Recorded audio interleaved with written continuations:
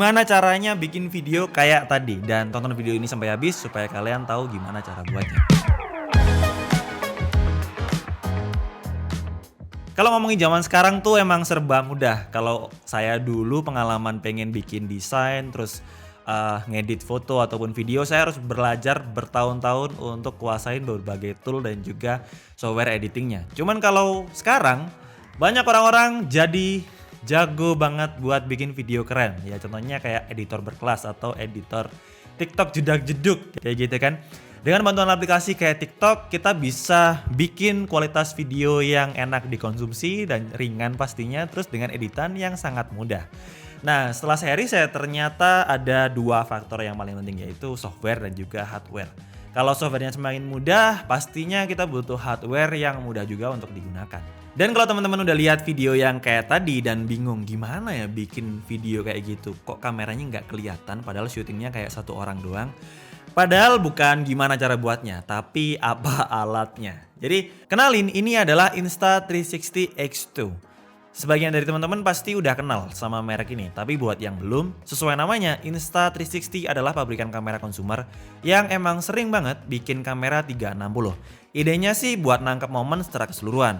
Kalau kamera DSLR biasa ataupun action cam, palingan ya nangkep momennya atau video ataupun gambarnya yang ada di depan lensa aja, karena punya lensanya cuman satu. Sedangkan untuk Insta360 ini punya dua lensa wide yang bisa menangkap momen secara 360 secara keseluruhan lah, momen-momen spontan dari kegiatan yang kita lakukan.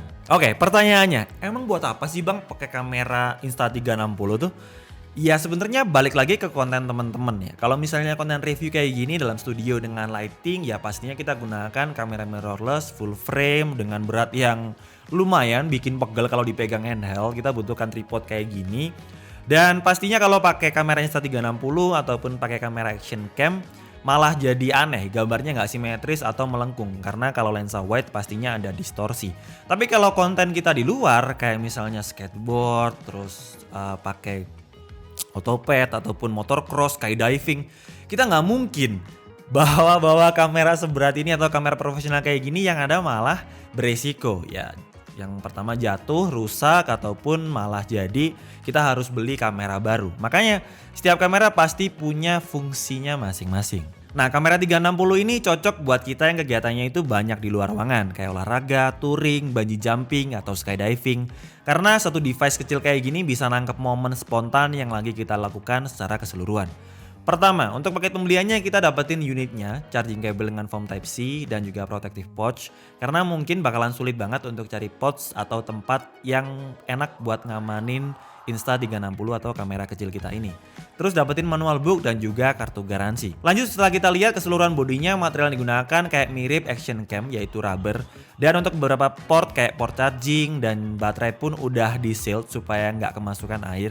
Dan bikin Insta360 ini aman untuk kegiatan outdoor kita, kayak misalnya yang berhubungan sama air, misalnya hujan-hujan ataupun betulin PDAM, nggak gitu. Maksudnya kayak misalnya diving ataupun ya intinya segala hal yang kita lakukan yang ada hubungannya sama alam. Saya cukup kaget waktu lihat resolusi video dari kamera sekecil ini. Untuk 360 videonya, kamera ini mampu merekam di resolusi 5,7K dari 24 fps, 25 dan juga 30 fps. Bahkan untuk resolusi 4K-nya kamera ini mampu merekam video sampai 50 fps dan untuk frame per second paling rendahnya di 30 fps. Terus kalau butuh FPS tinggi, teman-teman bisa main di resolusi 3K dengan 100 fps. Terus gimana Bang kalau misalnya kita pengen rekam videonya itu ala-ala pakai action cam kayak GoPro gitu misalnya. Sebenarnya untuk Insta360 One X2 ini udah dilengkapi juga dengan mode perekaman 140 derajat. Jadi untuk mode perekamannya cukup di Full HD. Untuk resolusi Full HD-nya Insta360 One X2 ini bisa ngerekam sampai 120 fps ataupun di 2K sampai 50 fps. Gear kayak gini tuh emang jawaban ya buat kita yang hobinya itu traveling ataupun hiking atau diving, bukan diving di lapangan bola ya, tapi diving di laut kayak gitu. Jadi butuh kamera yang sapu jagat kayak gini, alias bisa menyapu seluruh kebutuhan kita untuk ngambil video outdoor. Poin pertama, untuk kamera sekompak ini kita punya opsi resolusi yang sangat banyak dari Full HD sampai 5,7K dengan frame per second yang masih sangat bisa digunakan untuk variasi video kita. Tapi untuk kualitas gambar yang baik dibutuhkan juga micro SD yang mumpuni. Kemarin sempat saya coba untuk merekam video dengan Insta360 ini, cuman menggunakan micro SD yang standar dengan harga 100 ribuan, yaitu SD card kelas 3. Cuman langsung muncul notifikasi kalau speed dari memorinya itu terlalu rendah. Jadi kita harus upgrade dan beli memory card baru, yaitu SD card baru, micro SD baru. Dengan kapasitas 32 GB, yaitu kita pakai SanDisk Extreme Pro dengan speed 100 MB per second untuk mode perekaman 5,7K nya. Untuk kapasitas 32 GB kita bisa ngerekam sampai 38 menit untuk resolusi 5,7K nya. Cuman kalau kalian downgrade untuk resolusinya kalian bisa dapatkan yang lebih. Tapi kalau kalian pengen ngerekam dengan durasi yang lebih panjang daripada 38 menit, kalian bisa upgrade untuk kapasitas memorinya. Nah, selain kualitas gambar yang udah cakep, kamera ini juga punya stabilizer yang bisa diandalkan untuk action sport dengan 6 axis gyroscope. Jadi udah di atas 5 axis yang biasa ada di kamera mirrorless kayak gini ataupun action cam. Dan kalau mau kita aktifkan mode gyroscope-nya, kita tinggal masuk ke menu gyroscope dan dekalibrasi sampai 5 detik aja. Dengan Insta360 ini kita juga bisa rekam beberapa mode video yang menarik, mulai dari time lapse, time shift, star lapse, dan juga bullet time. Kurang lebih kayak gini untuk sampel videonya.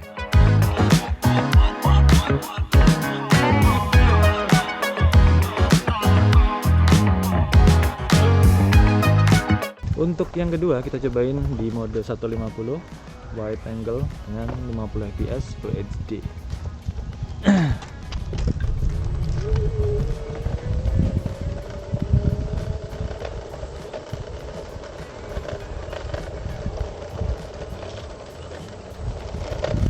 Oke, kita cobain untuk resolusi 5,7K di bullet time modenya.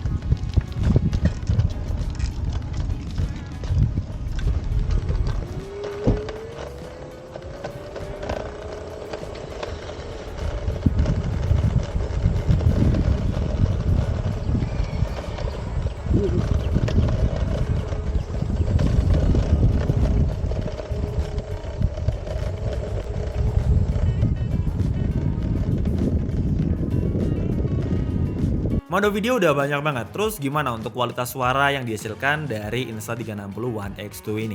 Kamera ini dilengkapi dengan dua mode perekaman suara, yaitu Wind Reduction dan juga 360 Direction Focus yang bakal menangkap audio dari fokus kamera yang lagi kita cobain. Untuk kualitas audionya kurang lebih kayak gini. Oke, sekarang kita mau nyobain untuk resolusi 5.7K di 30 fps. Oke, sekarang kita mau bahas pro dan juga kontra dari kamera Insta360 One X2 ini. Yang pertama kita mau bahas pro-nya dulu.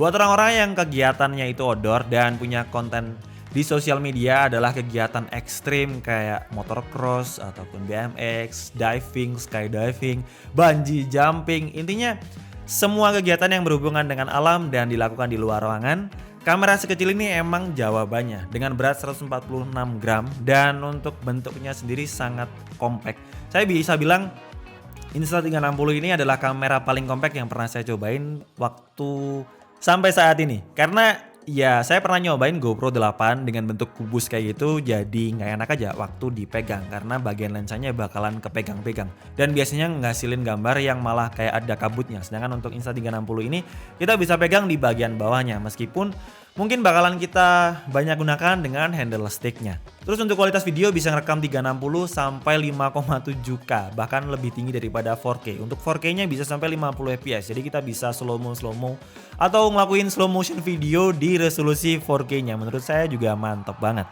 Terus untuk user interface-nya juga sangat gampang. Buat kita yang sering atau pernah gunakan action cam pasti sangat familiar dengan UI dari Insta360 One X2 ini karena memang lebih mirip kayak action cam daripada mirrorless ataupun DSLR.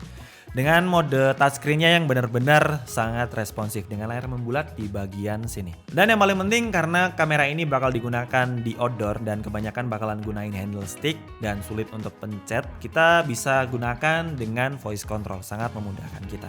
Dan pasti dengan aplikasi bakalan lebih mudah lagi.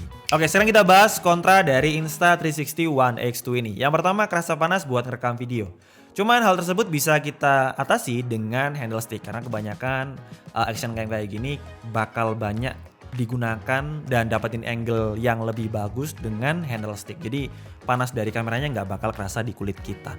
Kemudian yang kedua, untuk ngecharge dari 0 ke 100 dengan port Type-C-nya belum fast charging dan butuh waktu sekitar 85 menit.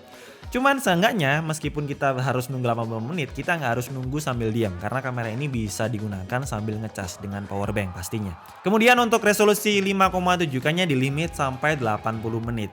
Ya cukup lama sih, lebih dari 30 menit. Mungkin kalau kita nonton film pun 90 menit ya 1,5 jam kerasa lama banget apalagi buat ambil video. Jadi mungkin kita bisa atasi dengan ambil beberapa part yang kita anggap penting aja. Kayak misalnya mau bungee jumping kita tinggal take bagian waktu mau loncat aja. Bukan persiapan dari rumah. Ya gitu. Cuman kalau mau dari kayak gitu sih nggak ada masalah. Asalkan kita tinggal rekam matikan, nggak ada masalah. Untuk harganya 6 jutaan. Dan menurut saya dengan harga 6 jutaan masuk ke range action cam dengan harga segitu. Karena kalau GoPro 8 saya beli dulu 6 jutaan. Kalau untuk GoPro 9 juga kayaknya masih sama ya, 6-7 jutaan untuk action cam. Sedangkan untuk Insta360 ini harganya juga 6 jutaan tapi punya mode perekaman 360 yang menurut saya jauh lebih menarik. Karena dapat nih fiturnya juga banyak, mode perekaman videonya juga sangat variatif. Jadi bisa kita masukkan di sosial media kita kayak TikTok ataupun YouTube dan bikin penonton kita itu bertanya kayak gini gimana ya bikinnya ya. Dan buat kalian yang tertarik langsung aja cek link pembeliannya di bagian deskripsi. Dan segitu aja untuk video kali ini. Jangan lupa like videonya jika suka, dislike aja kalau kalian suka, dan tulis pendapat kalian di kolom komentar. Support terus video kali ini dengan cara subscribe. Sampai ketemu di video selanjutnya. Bye bye.